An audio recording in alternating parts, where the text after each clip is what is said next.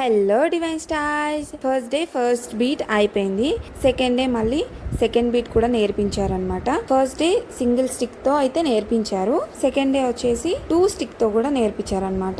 తర్వాత కంజర నేర్చుకున్న పిల్లలందరినీ కూడా లాస్ట్ లో ఎవరెవరు పర్ఫెక్ట్ అయ్యారు, ఎవరెవరు ఇంకా పర్ఫెక్ట్ అవ్వాలి అని చెప్పేసి పాస్టర్ గారు అయితే టెస్ట్ చేస్తున్నారనమాట. ఫస్ట్ బాయ్స్, తర్వాత నెక్స్ట్ వచ్చేసి గర్ల్స్ అన్నమాట.